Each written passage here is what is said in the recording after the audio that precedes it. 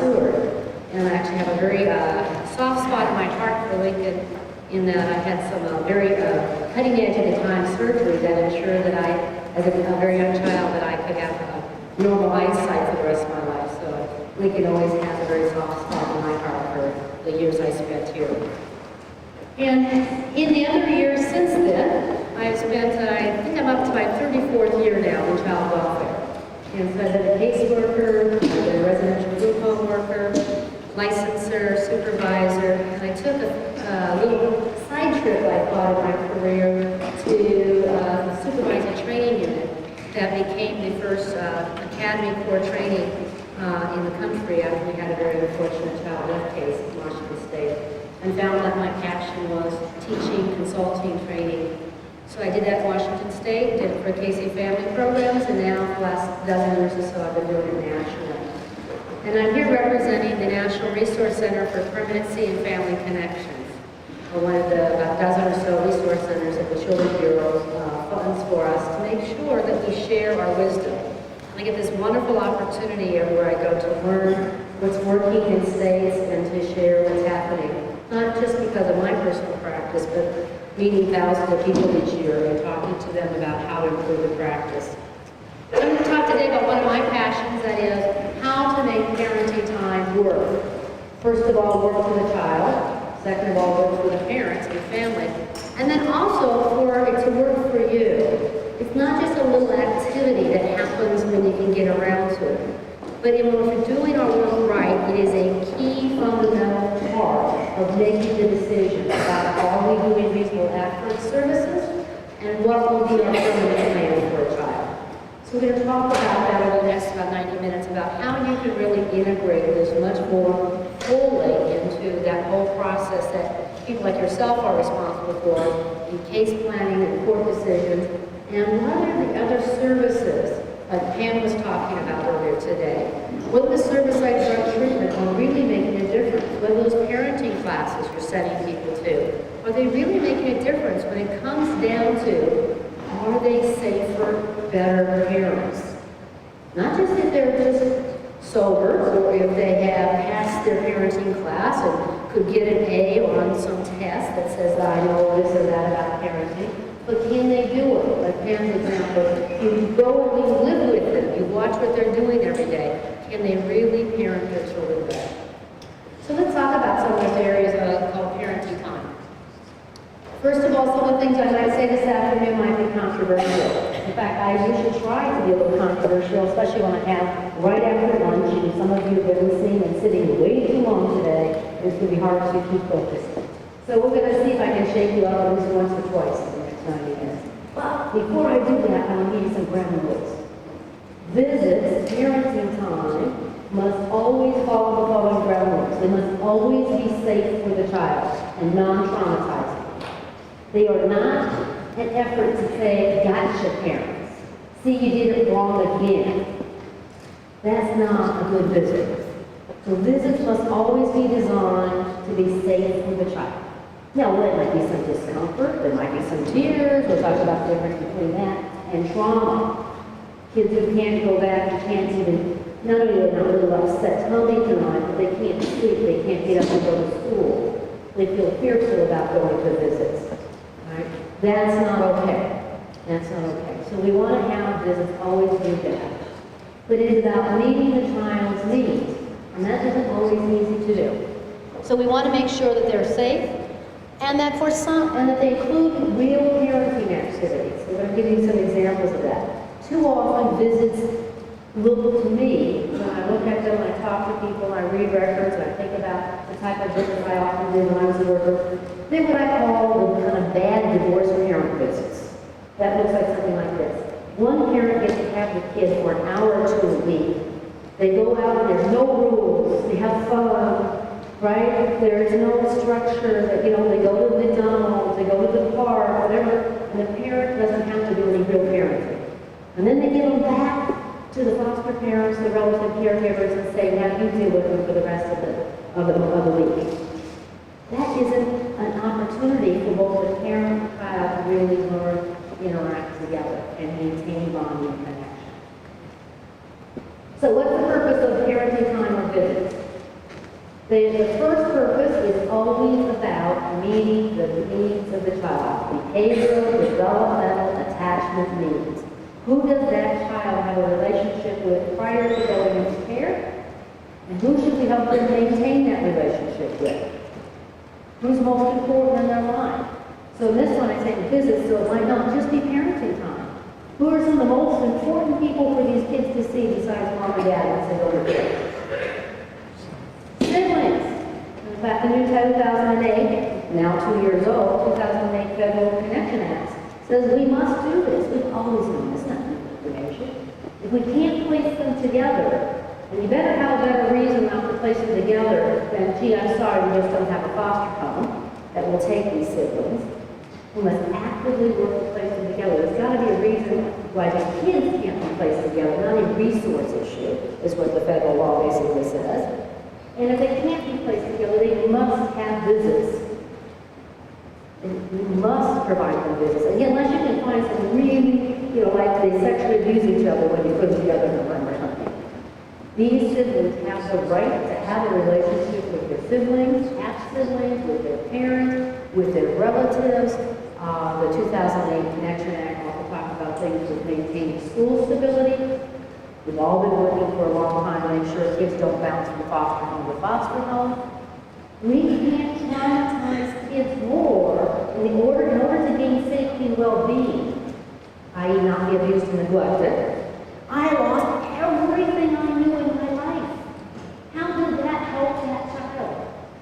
I lost my siblings, I lost my culture, I lost my binky and my blanket and my pets. And the lady next door who took care of me when mom was too intoxicated to do that. And we put him in what we consider a nice foster home, but it doesn't match anything they're used to. Is that really? How much did we traumatize the kid in order to give them safety and well-being? The challenge we have. Now, second purpose of visits is, and most times you can do both purposes, is to help the parent. The first purpose is all about the kid. The second purpose is to help that parent, or a set of parents that we're trying to reunify with. So we're going to continue our assessments initially, because usually at the emergency removal, we don't have enough information about how that parent-child would interact. We might know about a safety issue, but we do we know about how they interact, bonding, attachment, parenting skills in normal situations. We want to find out more. Then we want to teach and coach and mentor better parenting skills. A little piece. All the evidence-based parenting classes that have a child welfare have hands-on parenting instruction somewhere in the process. It's not go off to some college class or somewhere in your community and do some book learning. And as Pam was saying earlier today, a lot of our parents aren't capable of doing that. And it's not very effective. 16 weeks of book learning, even if they pass the test, do they know hands-on how to do it? Most of you, I will challenge you, and I'm including one of them, and myself, raise kids without taking a parenting class. But you learn a lot of good parenting skills, coaching, mentoring, role examples. So we use parenting time for that. And eventually, one of the ultimate decisions you have to make is the permanency decision. And so if the family cannot do the following thing, then you cannot, I believe, you cannot be recommending reunification. I don't care how many treatment programs they pass. Now, I've seen that in cost in my life, my last cost case was like this. Mom was a non-offending mom, failure to protect type mom. She had enough time in her 2+ years in the system to go through everything, some of her treatment programs twice. She sounded wonderful on the stand in the TPR trial. But she had no ability on visits to actually implement what she had learned. All right? So here's this is my ground rule. There's nowhere in law. This is just a ground rule for you to think about.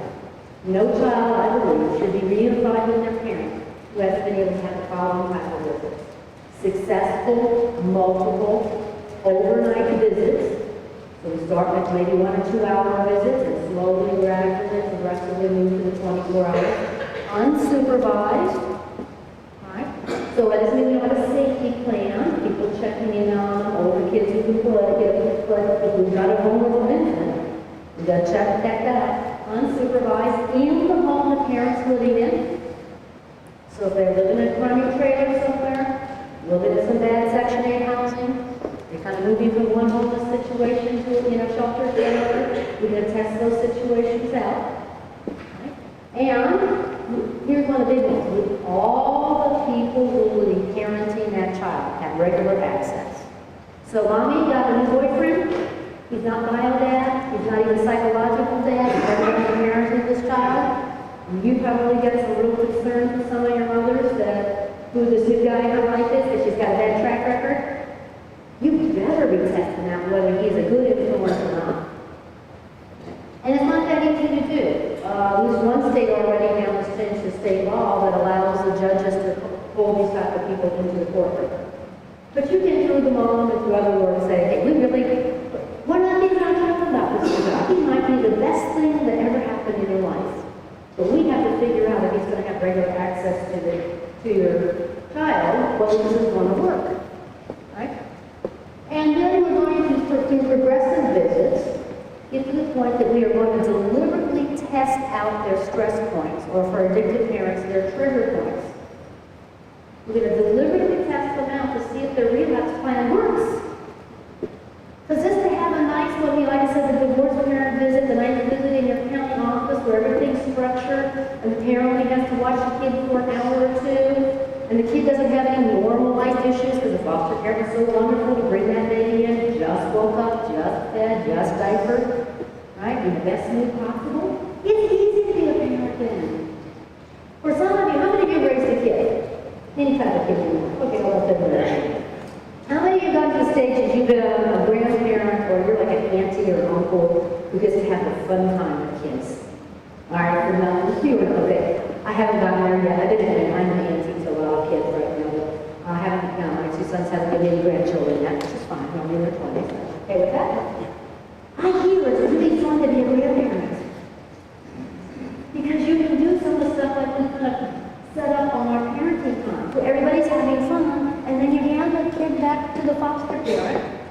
And then sometimes, particularly when there are things like icebreaker meetings, you have these two sets of parents who know each other. You hand them off to a social worker, who hands them off to a foster parent, and they don't even have to see any of the consequences of their behaviors.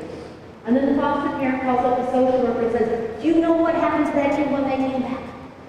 They couldn't sleep. They had no serotonin. They got candy on the visits. And then we're all into a fight about what type of food we're working on the visit. Instead of really looking at it, are we co-parenting this child? Are we co-parenting? Just like in good divorces, the parents learn to co-parent. Right? But you have to have compromises. You don't have to have everything exactly the same, but you have to, depending on the kids' developmental issues, their behaviors, their personalities, we have to figure out what is it that we need to have the same and have relationships with each other. So this is my standard for, if you can't get to this point, we'll talk about how to get to this point progressively, then what are we doing recommending child that helps go home? What are we doing? If all your case plans, court orders say, complete this treatment program, and never talk about the change in behavior that they want to see on visits, the real life parenting, you really know that they'll get better. A lot of our treatment programs are not evidence-based. They are a hypothesis of what will change in behavior. Now, in Nebraska, you've developed some parenting time guidelines. If you haven't seen those, you can look them up. They're on the Eyes to Child website. And then they provide you some minimum guidelines that we'll look at in a few minutes about how frequently you should do this. But there isn't a lot to give you a lot of other details. So I'm going to give you some ideas of some other things you might want to be working on to do better parenting.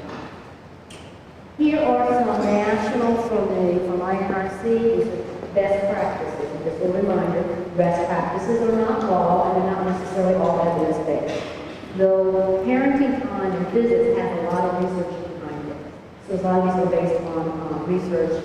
Whether it always comes up with evidence-based, that kind of gets into that scientific area. I wish I didn't know how to say this, but visit plans have to be written. They've got to be part of your case plans and court orders.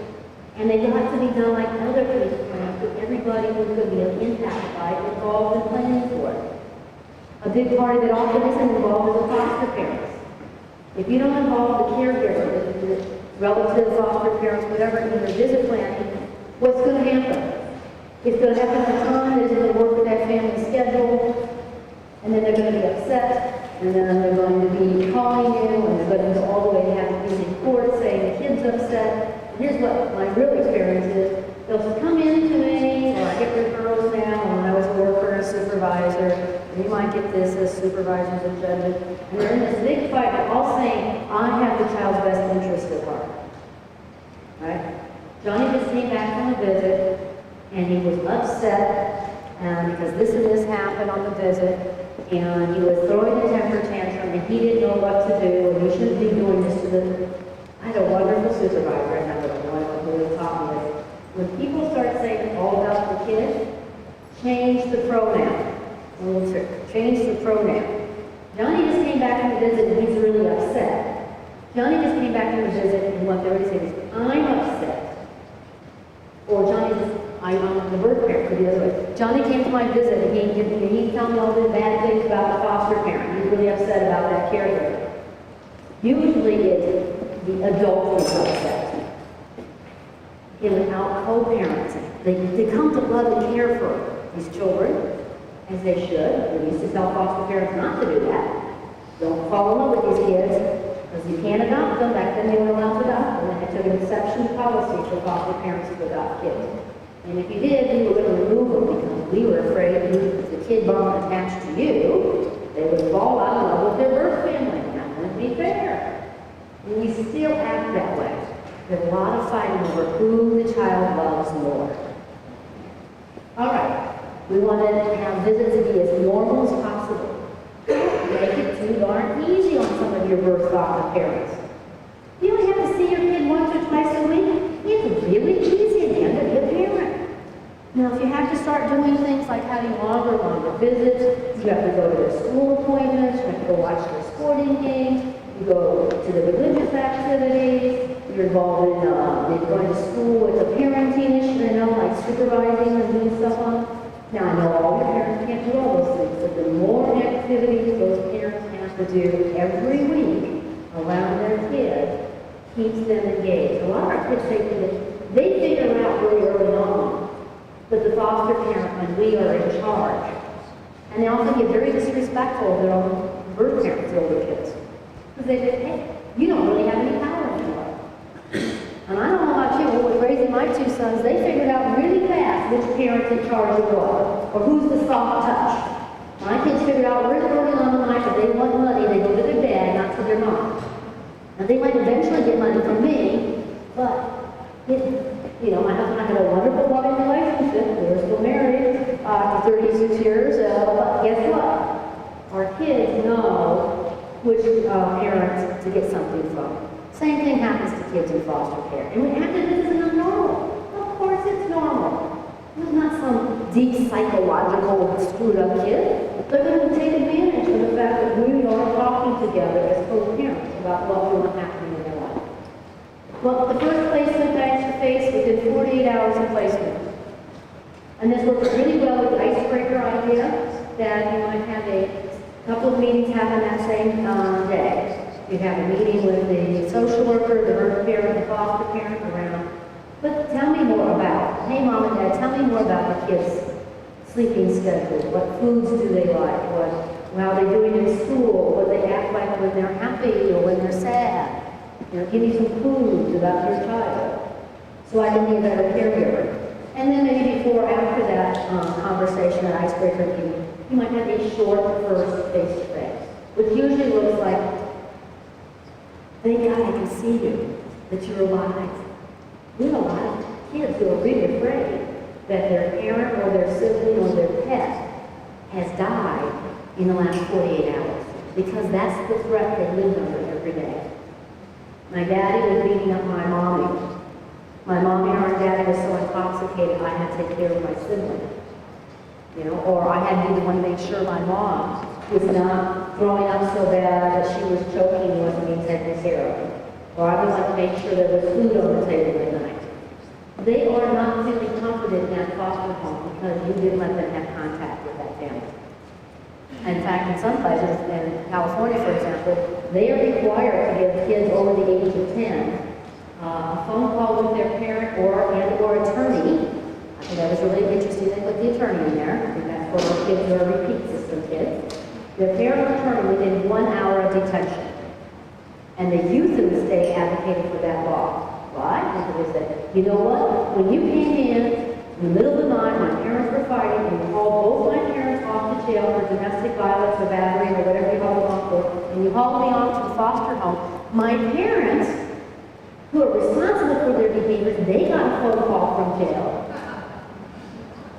Why don't I get a phone call to somebody that's going to make me feel like my rights are being taken care of? And this is not bad about these foster homes. It's just their perspective of going into particularly stranger foster home is, we didn't take care of them. They were being beaten up, not fed, but they were terrible. They laid there in bed, worried to death about what was happening in their life. Oh, the last one we put in there is, this is a particular, for everybody, but particularly consider the judges in the room. If what you're getting is that you're having workers come in to your courtroom and testify and making recommendations around permanency and case plans and visits, and they're never the one who sees the parent-child visits, some other agency is doing it, or a case editing, or whatever. Not that you should never use those folks, absolutely use them, but they never see them, I would consider that third-party testimony. That's just unknown term. I believe as a social worker, this is such a fundamental thing you have to see to be able to decide whether a child and parent can get back together, or whether reasonable efforts, treatment services are working. They got to go hand in hand. If they're going to treatment services and we're not seeing progress on visits, then something's not right with the treatment services we're sending them to. Right? So this is really fundamental in thinking through what is the type of things you should expect and information. If they're not there, if they have another person doing it, maybe that person needs to show up in court and give you a testimony about what's really happening in those visits. Location should be least restricted to most home life. The research is real clear. Our offices are not good places to have visits. Get them out into the community, into the foster homes, into the parents' homes. Kids go home at 12 months. The 11.5 month is not the first time they should see their home again. Somewhere a lot earlier than that. If they need to get back and see their home. In fact, it can be some real helpful to kids to see their homes within a very short time. Particularly if they had emergency removal. Go back, pick up their personal items, select things, check out that their pet is okay or whatever. We often keep them away from their homes way too long, I believe, before they actually see their homes together. Sibling visits we talked about. And over and over again, I'm going to keep repeating. I love your program here called Through the Eyes of the Child. Visits are about meeting the child's needs. The child's right to know who their family is and have a relationship with them. Even if you think that parent is the worst parent you've ever had on your caseload or in your courtroom. If the child wants to see that parent, our job is to find a way to do it safely. Because I can tell you this, for 5 years I had adolescents on the caseload. They will run home to their parents. They will see them in private. They will find each other, even place them in another county, in a confidential home, if that's what they want. They will see them without us. And that was in the era before cell phones and Facebook. They will find each other. So if they really want to see each other. On the other hand, if a child is telling you by their behaviors or their words that they really can't handle these visits, we may have to back off face-to-face visits for a while or even longer with the child in therapy, treatment, whatever is needed until we can get the child capable. And I think there are some percentages, and my research say what it is, some children are so traumatized that they may never go to visits before termination of parental rights. But here's what we do know.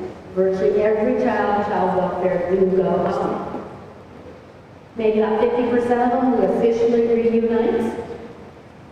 But the kids who get adopted, guardianship, and particularly kids that you call independent living, I'll put my little 2 cents in on permanency planning, because that's one of my opinions. Independent living is not a permanent plan. Aging out of the system and going to emancipation is not a permanent plan because you didn't get a permanent family. Right? These children all are looking for their family, virtually all of them. Even kids are finding in the research around international adoptions. They go back looking, they go flying back to Korea, for example, and go looking for their family. Some great new research just came out last December for the Adoption Institute. If you're interested in looking at that. So you have to assume that sooner or later this child, as a youngster or a young adult, will reconnect with that parent. Our job is to teach them how to be safe with a dysfunctional parent. The one young man I was doing a research program for Casey, he was long-term foster care, emancipation, independent services was his permanent plan. And great long-term foster parents, great social worker, great therapist, all this stuff going on. And we were talking to him privately in a focus group, which is youth, about these issues. And he told my colleague and I, what they don't know is every Tuesday after school, I meet my mom down at one of the beaches in Waikiki, where a lot of homeless people live. I don't know if any, after he told me that, when I was in Hawaii, I go down there on these very fancy beaches that you spend a lot of money going to. If you go there in the evening, you'll see a lot of homeless people, including entire families living out there on the beaches. And he said, and he's just big, young man now. He says, she can't beat me up anymore. But then he started talking about how she asks for money, she's still drugging, still living, this really dysfunctional life. And he feels really guilty because he lives in this wonderful foster home and gives him allowance and there's all these nice middle class things in his life. So he gives her money every week. She says she's going to use it for housing, but I know she's going to use it for drugs. But I feel so guilty about now living this nice life with my mother's mom. We're just our social worker hearts, instead of our research hearts, we're going out to this young man and say, so who are you talking to about this? Who's helping you with dealing with this emotional abuse, basically, this mom's been doing to this kid? And he said, no one. He said, why not? Let all these wonderful adults in your life. They can't handle it, is what he told us. They think because my mom is so dysfunctional that it's just better if I don't ever think about her, talk about her again in my life. So his perception, the message we had given him is, oh, you're supposed to have outgrown that issue to think about your mom. And we're thinking he doesn't even know where his mom is. And he meets her every day, and standing appointment with her every Tuesday afternoon. So, visits are not about rewarding or punishing or disciplining your parents. They're about meeting the child's developmental needs. So say things like, Mom, if you go to drug treatment and you get 3 random UAs, then you get to start having visits with your kids. Dad, if you go to that domestic violence battery program, and then you get good reports, maybe then you will start getting more visits. Well, even this really sad one, Johnny, if you don't behave this week, I'm going to call your social worker and tell her to cancel your visit with your parent. That is not what kids need us to do. And the research says it doesn't work. When you use it as reward and punishment, parents don't get better. They have good intentions. What seems to work is actually the opposite. The more parents have visits, the more likely they are to cooperate with treatment. Even because of that, maybe those are the parents who are going to do it anyway. But what we do know from the research is using it as reward and punishment doesn't actually get the parents into the treatment program they're hoping they're going to go to. And the kid feels punished because he's the one who gets to see the parents. Here is the Nebraska minimum parenting time. Take a moment, look at that, see if that matches what you're currently doing. I don't have a little clicker exercise. What's your reaction to that when you see that? That how often are kids and parents are getting together? Something different? Some yes, no. This is similar to some of the stuff we recommend at our center. Why do infants need to have more time with their parents? To be bonded. And because they don't have long-term memory. Infants around the world, no matter what culture they're have this game called peekaboo. Peekaboo. Now think about it. Whose eyes do you cover up when you play peekaboo? You cover up the kid's eyes with your eyes. I always cover up my eyes, right? The peer covers up their eyes, the adult doesn't. Why? Because what they found now with child research, child development, is that the first way we start identifying visually the people who are important in our life is their eyes. So when you're this starts with about 6, 9 months old, when you're that young and the parent covers up their eyes, you are Houdini. They think you are gone. You are David Copperfield who just made that elephant disappear because they don't see your eyes. That's how quick, not that they don't have any memory of you, but that's how quick they start losing contact with you. And why it's so important that we have many, many visits a week, if not even daily, or doing shared or co-parenting relationships with foster parents and kids and birth parents who've been living together. When my youngest son was 2 months premature, he spent his first month in an incubator. My husband and I were down there every 4 hours for a month. And one of the last times that we were so exhausted we didn't get up, that was one of the times that a stranger, a nurse who wasn't used to him, tried to bottle feed him and set his heart monitor off. Because he needed that consistency of people knowing exactly what signs he gave when he wasn't capable of breathing, sucking, and having his heart go at the same time. And so it's that important to read those minute clues of your child. And particularly when you think about parents who have a drug impacted baby. Well, like our son is premature, they're much harder to bond and attach to because they don't easily get into those same processes.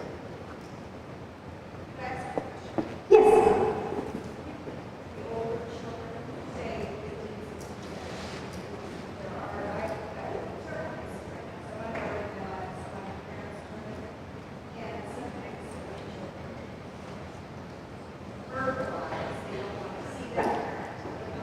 Okay, so she was talking about the teenagers that don't want to see their parents.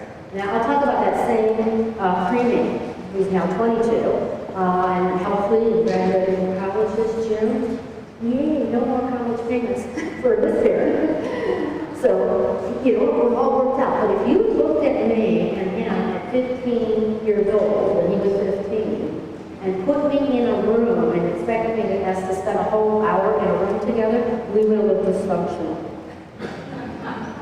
Because what about 15-year-olds, not everyone, but think about it, what about 15-year-old boys, and at least this mother, don't go well together?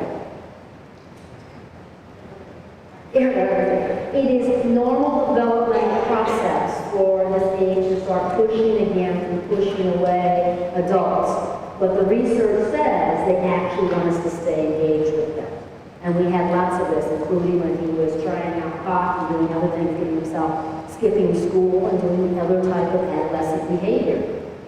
And so we had a lot of struggles during about a year and a half period with this young man, right? And yet he always knew we were there for him. So we have to find ways to stay engaged that might look different, should look different between infants and adolescents. You've got to go back to thinking developmentally. So when I started doing teaching, we had one of the early on medical doctors in King County, Seattle, who really helped identify child abuse as a syndrome back in the 60s. He'd come in and do this class and just drilled it into my head. As an instructor, I got to hear it over and over again because she went through these different think developmentally. What is normal development? Adolescents who say, I don't need adults in my life. This also goes when adolescents tell you they don't want to be adopted, don't want permanency. The research in our profession is clear. That's not true. They are lying to you, whether they cognitively know that or not. A lot of them even know when they're saying it to you it's not true. What they're often saying, I can't trust you adults to follow through, so why should I take the risk? You keep asking me to take the risk and have relationships with people who then don't follow through. So adolescents, even before then, you've got to get them involved in visit planning. What is their normal stuff? Are they involved in sports? Do they have a boyfriend or girlfriend? Or kids they hang out? Are they involved in after-school activities? Are you going out and getting involved? What would a normal parent of a 15-year-old be doing with the child? You're probably not spending, the research is clear, it's unlikely you spend a whole solid hour with them in a given day. You spend 5 minutes here, 10 minutes there, 5 minutes here. So we got to find ways to mimic normal relationships. We got to be more creative on how we do this work. And maybe once a week, you get together for a formal hour with somebody who's teaching, mentoring, coaching. But the rest of the week, it is all these other kind of make a phone call. A lot more phone calls between kids and parents rather than parents. Out with foster homes or whatever. You know, for the younger kids, it might be a good night phone call for the parents to check in. Even now, my 22-year-old, I call him up regularly. He's about ready to move down to the Bay Area, trying to get a start on his music career, and so he's in Seattle. I'm on the road, and so I'm like, how's it going this week? What are you doing? You know, you're checking in on me. Can I support you anyway? So that's what I mean about trying to mimic stuff. But I wouldn't kind of pull into making no relationship. But are they been engaged to deciding what type of contact, you know, where it's going to be? Is it going to be fun, or are they just going to get together and sit like a lump or worship, get together to give their parent, gives them a whole long lecture about how they're a bad kid? Who wants to go to a visit like that? Sit in one of your offices that's got baby toys on in it and baby chairs and size chairs in it for an hour? They're not going to come, folks. Right? So if they're not, if any kids telling you their words or behaviors they don't want to have visits, it's our job to figure out why. And not just automatically assume the only answer is no visits. And look, for a lot of kids, it is a therapeutic issue. I think any child that you need, that says to you by their behaviors or words that they can't have face-to-face contact time with their parents, they actually still have what I call a connection plan. They're in some type of therapy treatment to help them figure out what am I going to do with my emotions and feelings and self-esteem or whatever else related to the fact that I got dealt this bad deck of cards called parent here. Right? Am I going to grow up like them? Am I a lovable person? Am I to blame for that I got abuse and neglect? These are all the things that go into these kids' heads. So every child has a connection plan. Some children, the connection plan is so prescriptive that they're not having even phone calls or letters, let alone face-to-face contact. But the more you have to say that you have to keep, the only way to keep the kids safe is to have no contact with their parents, the more I believe as a social worker, that means somebody is dealing with their hearts and their heads about what's going on with them. If they're so traumatized by that relationship that they need that protection, but that doesn't mean just not seeing a parent is dealing with their emotional, psychological issues. Did that answer your question? Probably more than that. So doing a business plan is complicated. It requires a lot of different concepts. I've been teaching this for a lot of years. I finally developed a model that takes people through basically these 4 different groupings of information. First of all, my child's normal developmental progress, how frequently, what type of parenting activities does, what does it look like for a 15-year-old and the parents who are functioning well. Even though a 15-year-old might be saying, they don't want to be around their parent, even in a normal relationship. And what does it look like for a newborn? What does it look like for children who have developmental delays? And by the way, 30 to 50% of the children in child welfare have a diagnosable developmental delay. Not just that they were maltreated and have brain injury, they are physical, psychological, behavioral, learning, educational delays. So we have children who are dealing with a lot of issues. Cause and effect is not always known, but that's a relationship issue. So that's first. Then second of all, what type of maltreatment is occurring or has occurred in this family? Having visits with a sex abuse child is very different than having visits with a chronic neglect case. Right? It isn't all the same. You have to think about different safety issues, and you have to think about different parenting tasks we need to focus in on. And also level of supervision needs. Time and care. First visits, initial visits as we're assessing and getting settled into that transition look a lot different than when we reach the efforts phase and we're really doing that concurrent planning. Are the treatment services, concurrent planning is not just about, we've got plan A, beautification, plan B with reproduction. So it's common set of concurrent plans, right? It's also about parents have got all these multiple issues, and are they working concurrently on all these services as well as having visits? So a lot has to be going on at once in a 12-month time period to make timely permanency decisions. So in that reasonable efforts phase. And by the way, there are some appellate court decisions on termination of parental rights that basically say, since we have so much research that says visits are related to kids going home, higher reunification rates, less time in foster care for kids who have visits with their parents, but the parent's attorney basically argues the following. You didn't give visits to that parent, or really restricted them, like saying, you got to have all these clean UAs and be perfect before you see your kid.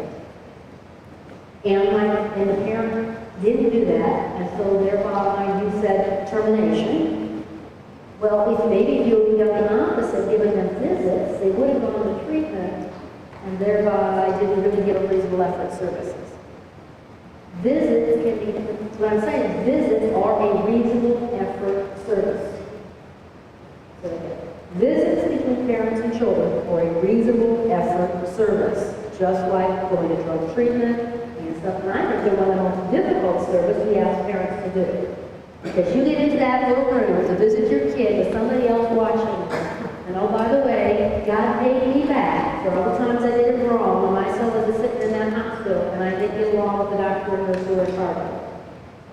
I found out how difficult it is to have somebody else in charge of your kid, and you know that every time you walk in that room, they're watching you to see if you're good enough to take care of your own child.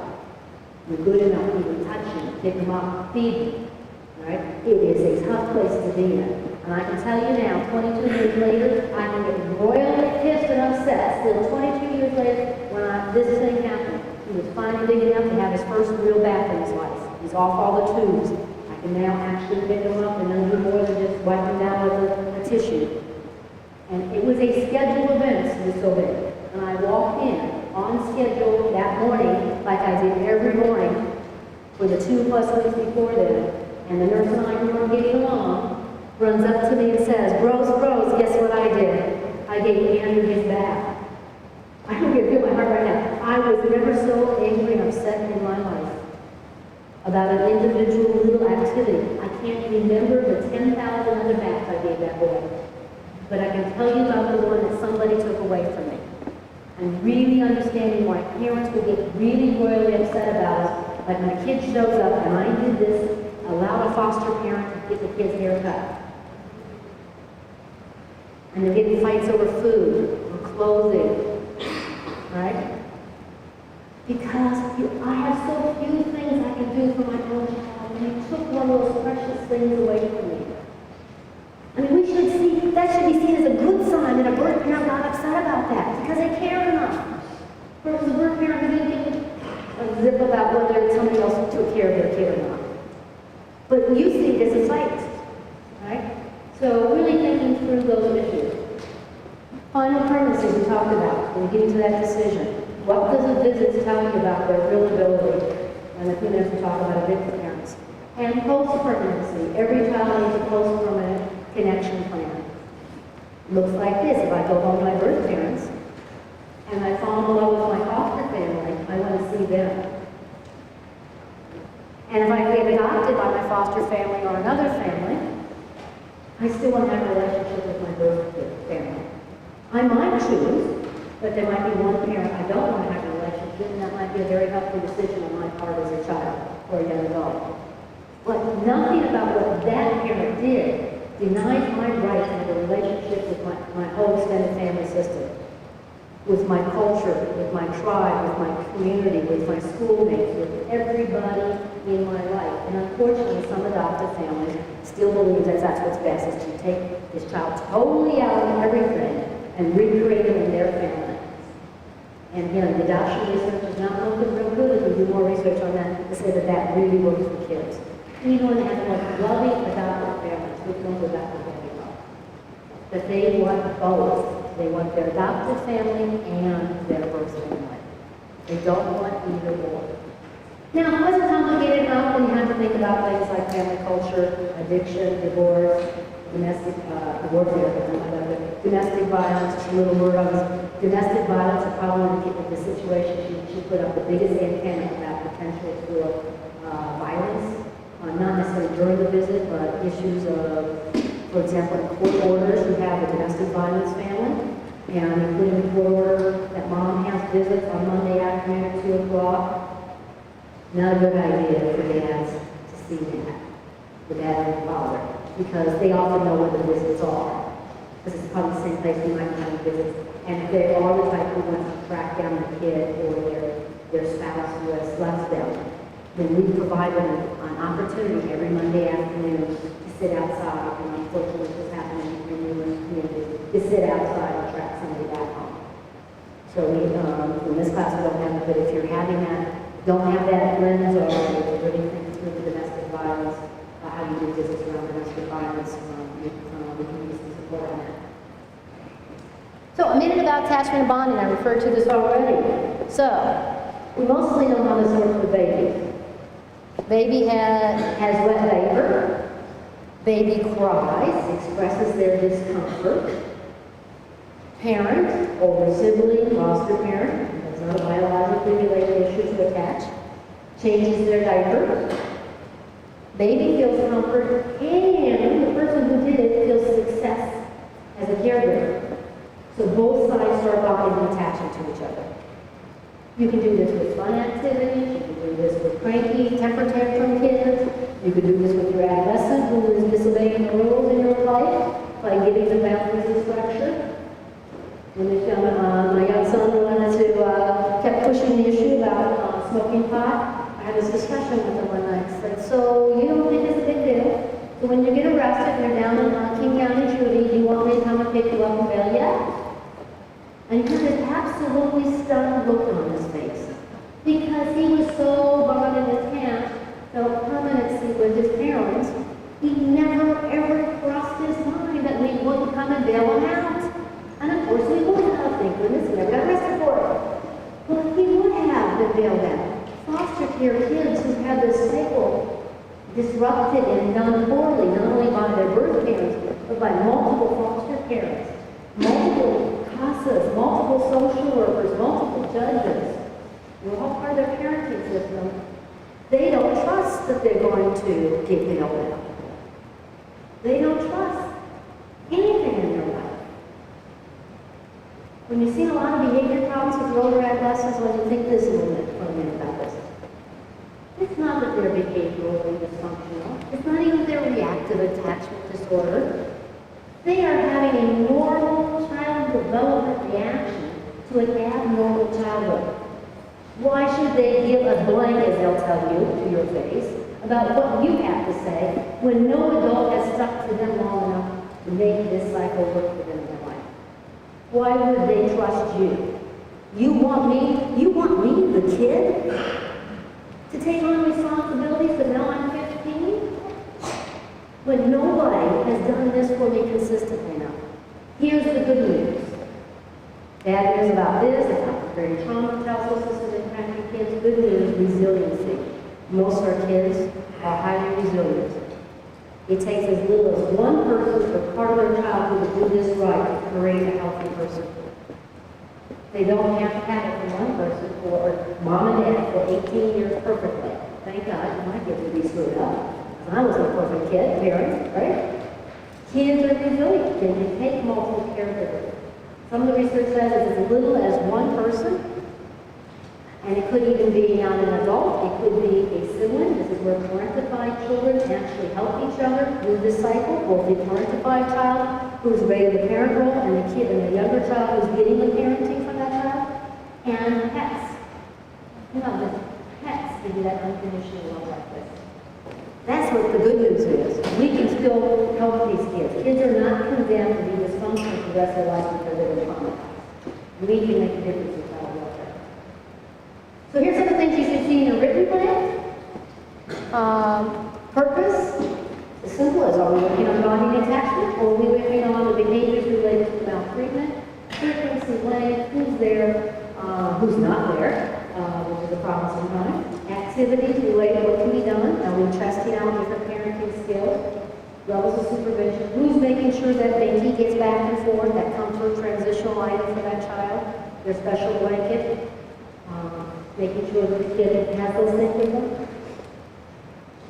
So what is progressive visits?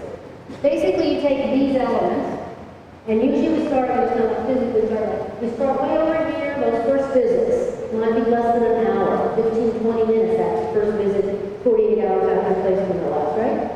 And it's highly supervised. All first visits need to be supervised and with non-offending parents because we don't know enough about relationships yet. We're assessing, right? Not we don't trust people, we're not assessing. Usually in a structured environment, right? Now, week 2 weeks into care, if that's been going well, we take a little baby step. We've been having half-hour visits, maybe we move up to an hour.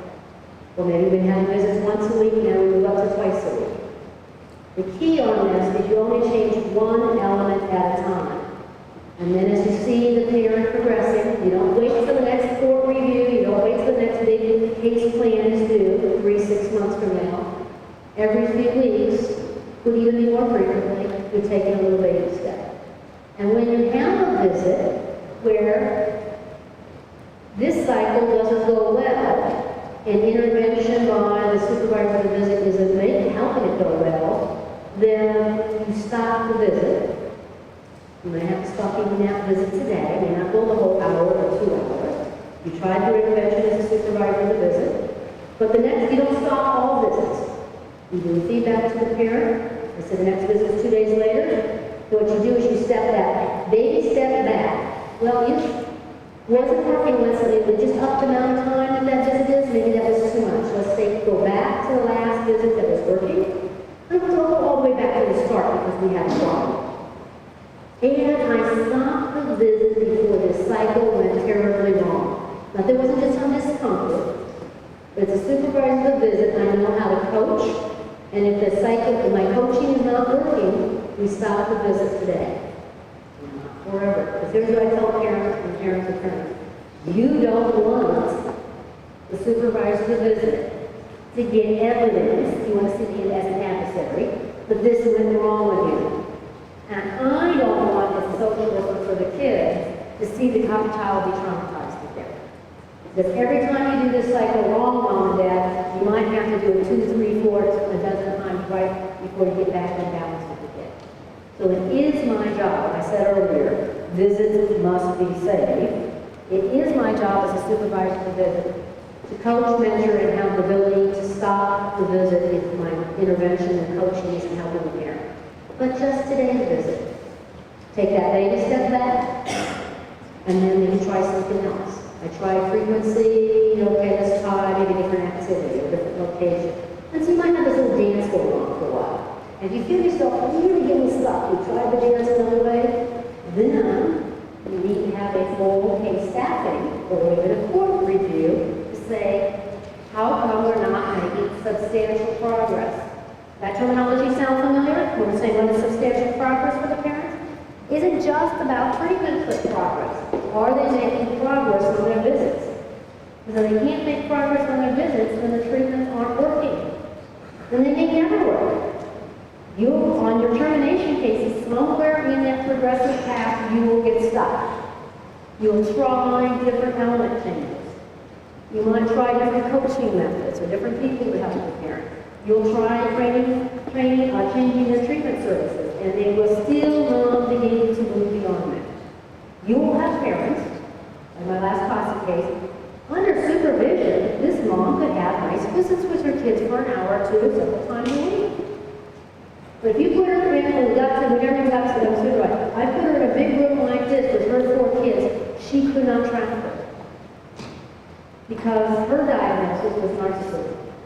She would spend her entire visit trying to communicate with whoever was the supervisor, the other adult in the room, the supervisor of the visit. And as her casa, I literally would do this, turn my back to her, go like, because this woman was so good at sucking me into the conversation. And then she couldn't track the kids. If it wasn't for the older sons, she would have, who knows what would be happening to a little baby toddler in that room. We never ever got to unsupervised visit, total instruction environment for her. But to this day, she lost her parental rights. She has regular contact with her kids, and you could even send her out with 1 kid at a time, unsupervised for an hour, and she would do fine. But she couldn't be a 24/7 parent. And sometimes I get confused about that. I'll hear parents are trying to say, well, if you can let that parent be alone with their kid for an hour, then it must be able to go 24/7. I don't know what parenting land you live in, but that's not the land I live in as a parent. There's a lot of difference between, like, when you're a teenager and you babysit somebody's kids for an hour or 2, and being able to raise them 24/7. Right?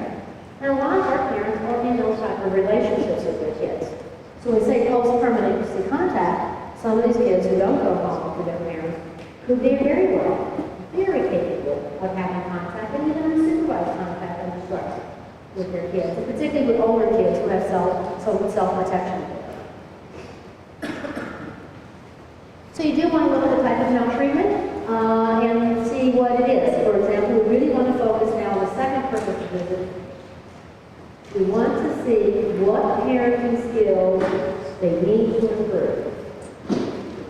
So here's the way that the nutshot is. When a parent looks at you dead in the eye, and sometimes with a lot of anger and swearing words that I was taught never to say in my life, but I had a word to say sometimes in child welfare. What blank do I have to do, Rose, to get my kids back? We have to be able to name and behavior specific terms. And all you say is what are the services they have to complete. All you're giving is your hypothesis that you think that service will change a certain behavior. So go ahead and be honest and name what the behavior is. We return kids home all the time. But this seems to be an area that we have a hard time naming clearly. What's the changed behavior a parent has to do? And please do that as early as possible by the adjudication hearing is my recommendation. But that should be part of the adjudication report order. Now, here is what you did wrong. Here's that magical line. You fell below the Nebraska line of child abuse and neglect. You removed your child. So we're pretty good. A lot better than we used to be 30 years ago. They've named that line. But we usually have things like, well, you were addicted and you weren't supervising your kid and you weren't getting fed well, but strangers were having access to them, right? What we have to do is turn that on the other side. There's two sides to that line. It says, what does it look like when they do it right?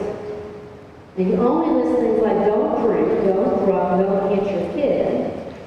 You can't measure an absence of something. You've got to put it in positive behavioral terms. What is it you're really looking for?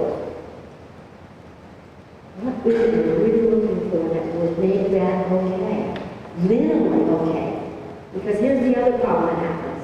Is because we're so vague and don't name that, then every time we get a new worker or a new judge, or even when we have the same people, the parents done all these treatments, but with our gut or in our knowledge tells us they're really not good enough yet, what we tend to do is do what I call a scope creep. Then we start saying things like, yeah, but we want you to have a stable job and a certain income level. Yeah, but we want you to get rid of that domestic violence partner. Yeah, but we want you to have stable housing. And oh, by the way, I mean, I was in a community, one of the biggest counties in the country, so maybe it doesn't live. And when I was doing a training, a very well respected supervisor, I said in the sample case, I said, what do you have to do to get this kid back? And she turned to me and said out loud to her, they have to have a smoke detector in every bedroom of their home.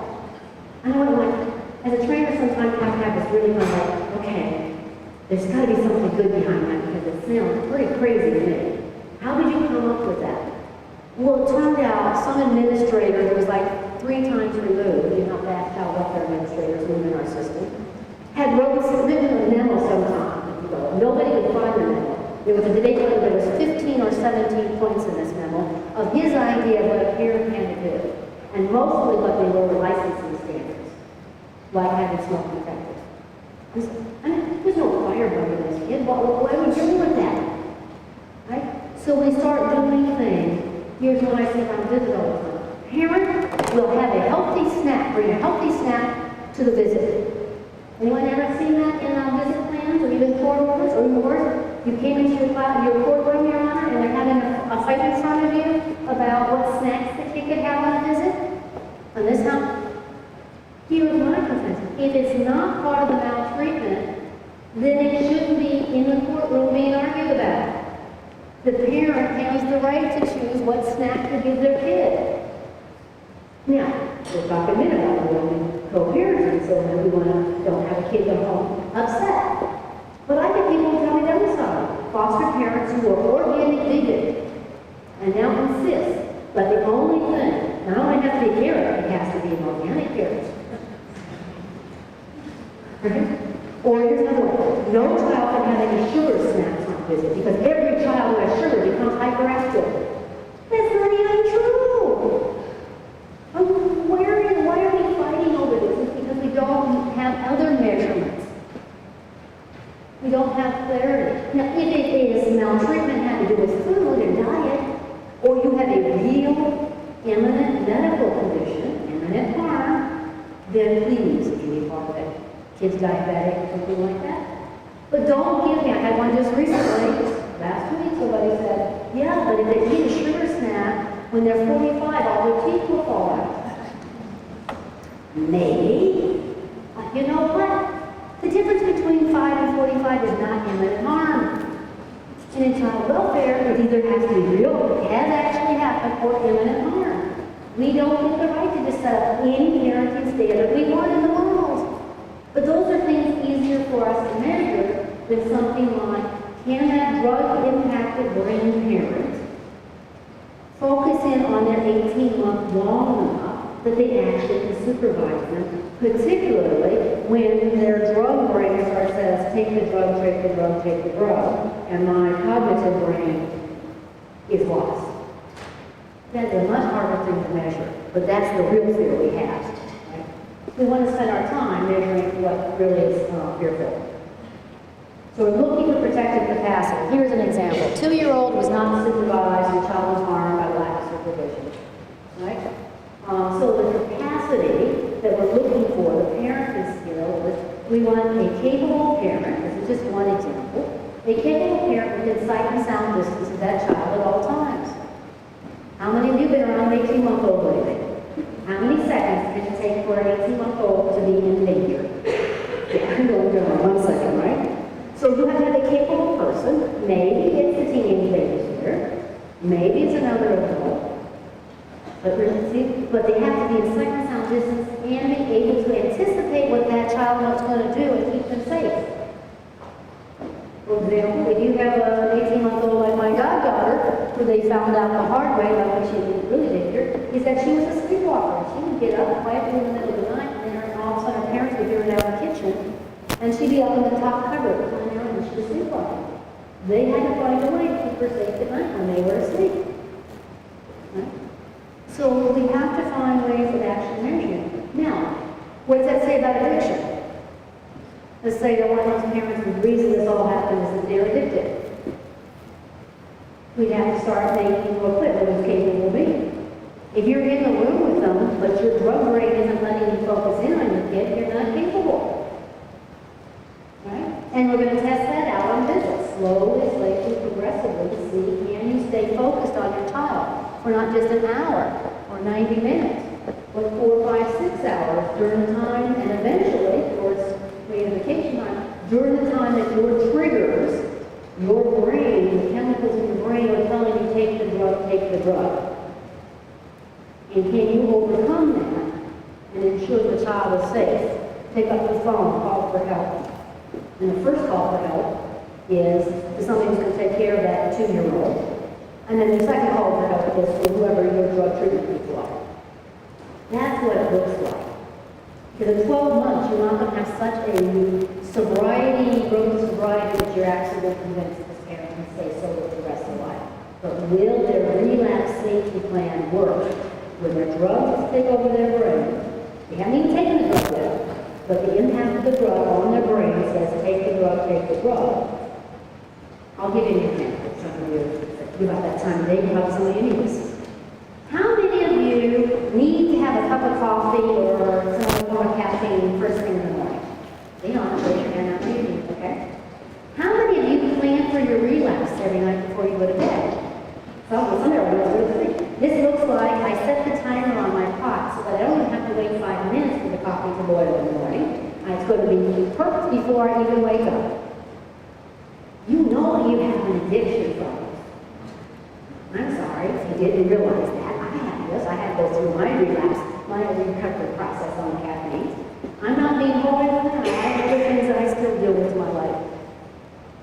So it's not exactly the same type of addiction issues, but I just want to, this is the normal addiction process.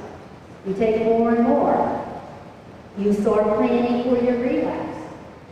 Now, most of you who are addicted to caffeine don't allow it to become a child abuse issue in your life.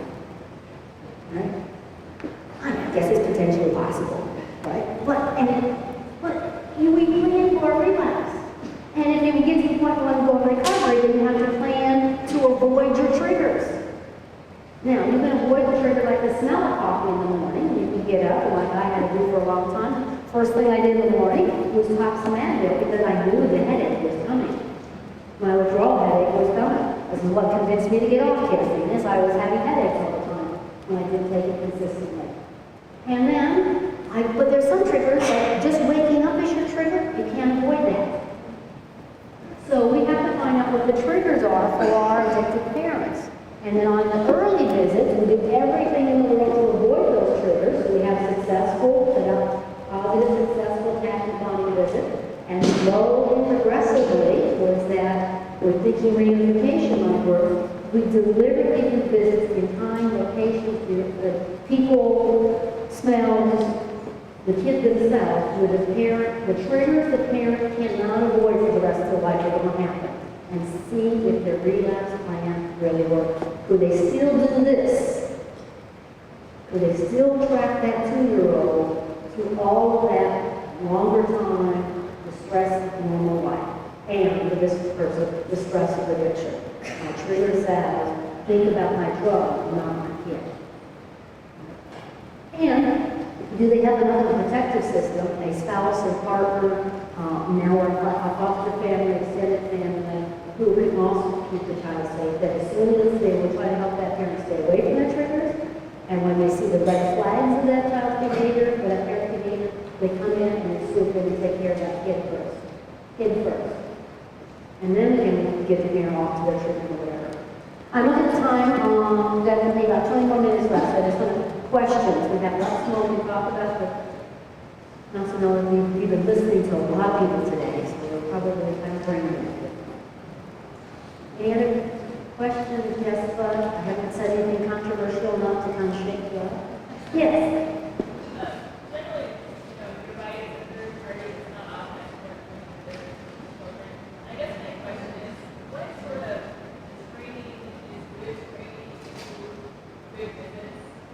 Okay. She's asking about what type of training. Let's see if I can get to a slide with that.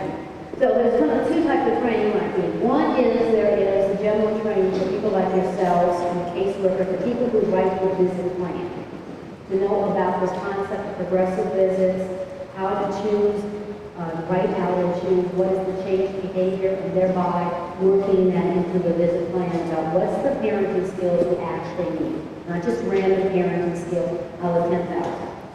The second type is for the people who actually supervise the visit, right? So that you need a trained person. Right now, there's no standards on this.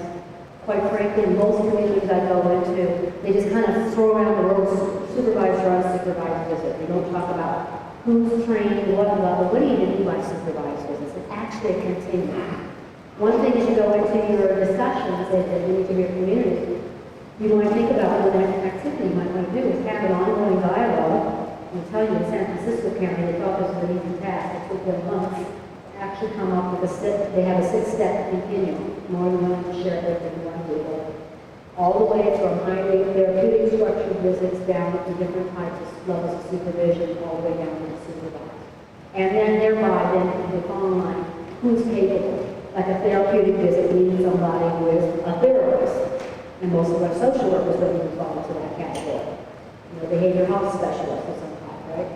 And then you might have within supervised visits, I think there's at least 3 categories of different types of supervision.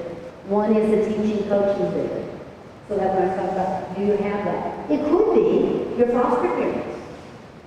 The relevant extended family system has somebody who's really functional, particularly if people are caring for the kids, that they know without a lot of initials behind their names, they know how to parent that child, that set of siblings.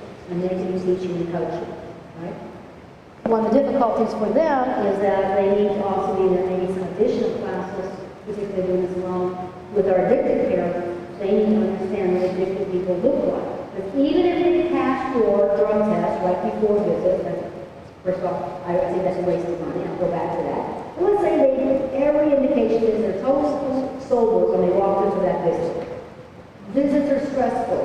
What do addicted people do under stress? They take their drug. They went out to the bathroom, they took their drug. They come back in and they start getting intoxicated during the visit. Or they still are absolutely sober, but their drug brain takes over their logical brain, and they're no longer doing good parenting. One of the trainings that a lot of our supervisors who visit me is, what does this parent, not all parents, but what does this parent look like, act like, when they're going into the relapse process? Relapse is what? Triggers, red flags, and then the relapse. It's not an instantaneous process. So we can learn that, and our therapists, our drug treatment folks, to help us identify what those are with the parent.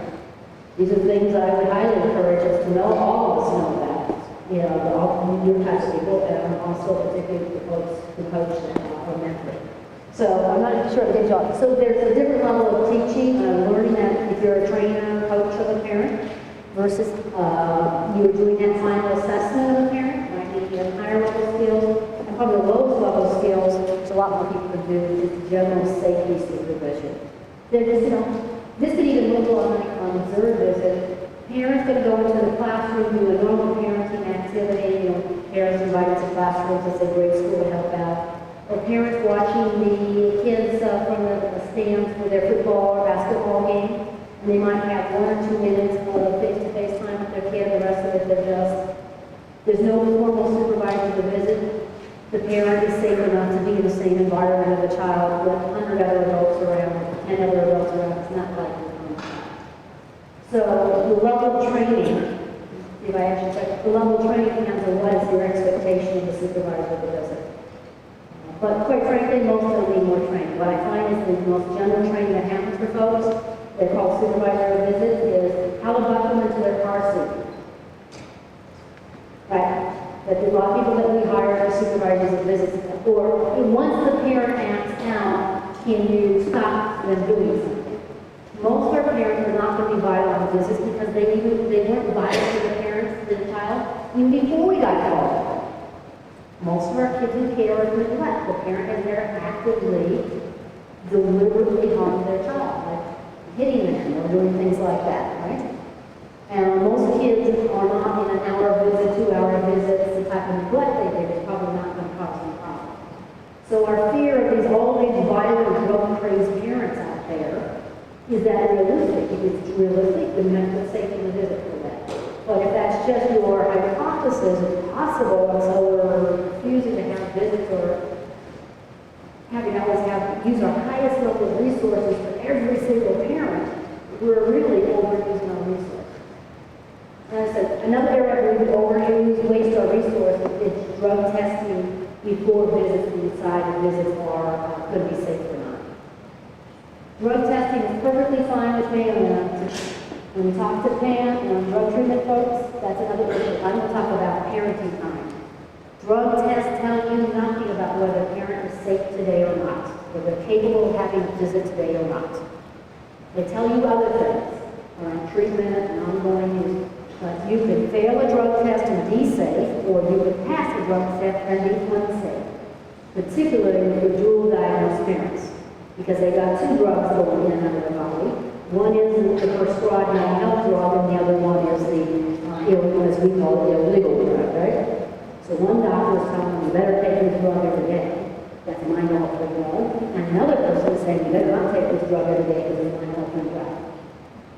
And it is really hard for those parents to have any accuracy on drug tests and to know that by a drug test alone, they're safe or unsafe. Okay, we're not talking about the treatment side. Well, don't walk away and say Rose says the drug tests aren't valuable for treatment. I'm talking about using your money and resources because a parent could pass a drug test and be totally unsafe and vice versa. All right, any questions? I just have a few minutes left.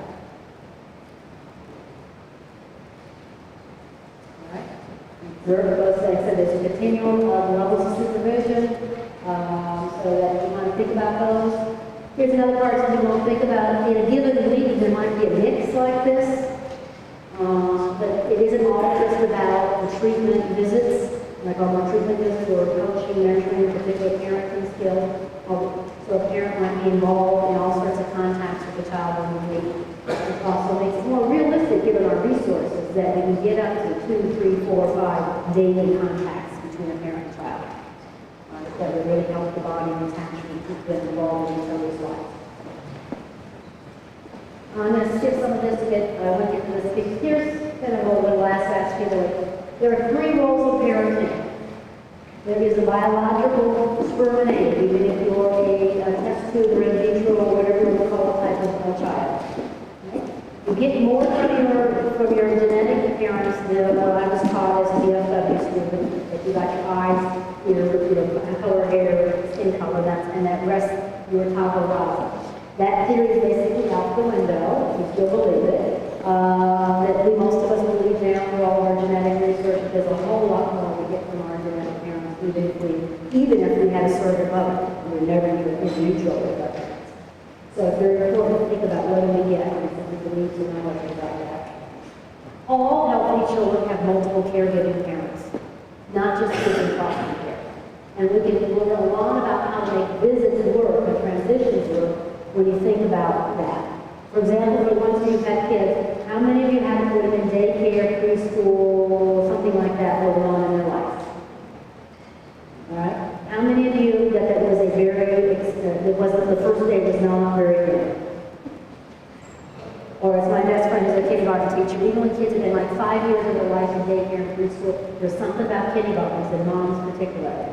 That first day of kindergarten is just this emotional disaster for the parents, right?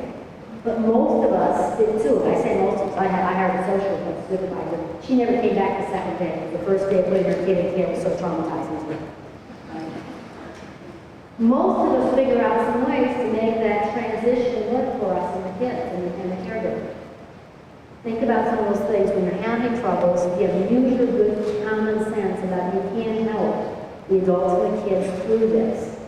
Free visits, staying around, talking regularly. My son was in preschool, I get this little report. He last pooped. He last went to sleep. He last diaper. He had a good day. He had a bad day.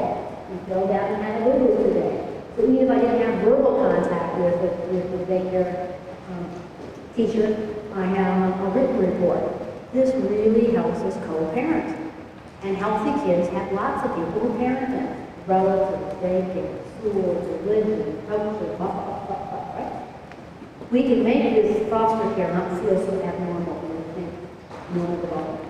But here's a role we don't think about, legal parents, where things that legally parents get to decide about their children in America. Schools, the type of education, what else? Religion, culture, medical care, right? It's now that time of year, as I'm going through the airports everywhere, it's like getting a flu shot. Who gets to decide whether a child gets a flu shot when they're in foster care? What set of parents? That's a tough one, right? Because it's not only what you see up there, but when it's now child's now in dependency, all of us become part of the co-parenting system. And when the system doesn't work right, the old type of child welfare, we act as if we can divide up these roles, not even talk to each other, and somehow we're going to raise a healthy child. So what happens is that we get a child sometimes is the only one talking to all the different parents. Think of yourself as a parent, right? And that child then has lots of holes that you see in that diagram that nobody's taking care of. Or you have things like foster parents deciding to get haircuts without permission, or at least a haircut, the child will grow back. Well, for some cultural groups, that's not a good answer. Not a good answer. In some like tribal communities, they say, well, the hair will just grow back. And it's like, you don't understand hair the way we got the hair. Why would you say that to me? You don't get our family when you say that. You give them a shot, you can't take a shot back. Right? Who gets to decide? You see, who gets to decide about their diet? Right? So that if you are having a vegan foster home raise a child, and they go to the visit, and the parent takes them to McDonald's, and they eat French fries and hamburger, they're probably going to come back and have that coming. Because if you've been on a vegan diet for a while, your body doesn't handle food like animal products very well.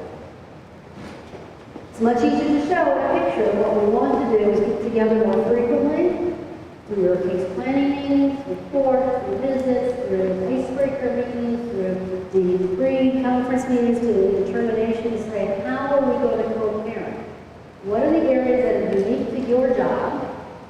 And what are the areas that we're going to share? And how are we going to share them? Like diet.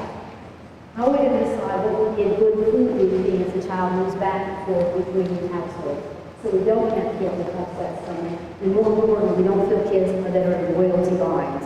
That to love one parent, I have to tell that parent I don't love that other person.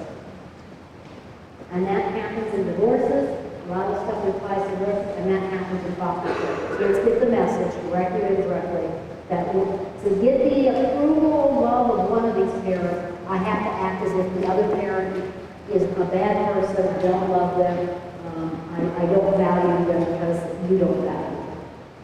And we need to make it okay for the kids not to have either or. If they walk away, the true permanent plan in my mind is kids walk away from our system with multiple healthy adults who will have lifelong relationships with them. And if it's not lifelong when they see you, it'll be like my older son's preschool teacher that he was when he was 3, who I was jealous of, because Doris was just, he'd come home and tell me all about Doris all the time. And I really regret I never took pictures of this woman. And my son does not cognitively remember her at all, and has not seen her since he was 4 years old. But I know that he is a better person because Doris was part of his life for me. Like the other resource centers, we have some things we have more in here that we can talk about, more training we can provide you. You have this slide, the resource center, the information gateway, California clearinghouse, and evidence-based practice. If you want to find out what babies lead or some of the good parenting classes, treatment programs that work with abuse and then parents are maltreated. This slide we've added, it's not in your packet. Here are some free training, just like Pam has for you, we have free training. Mine have been the same vetting. Feds had me do an online class on the introduction to visit lots that we covered today. You can find it at training.childwelfare.gov. You can take that as free of charge. Your wonderful program here through the Eyes of the Child, they had me come out and had a wonderful panel with young people with systems to talk about sibling issues and give you some great ideas about really how to get them placed together, if they can't be placed together, how you can really support that relationship ongoing. And if some of you would prefer, like more, to share with people the auditory, a similar auditory presentation I just did today, that's at the last site. It's done by a similar program you have here at the University of Washington. Any last questions or comments? I do make myself available. You have my PowerPoint, my resource center does. Anyone can contact us, ask us for help, resources, ideas. We'll do web searches for you. We'll send you research. We'll send you curriculum for free. So please take advantage of the resources, and thank you very much.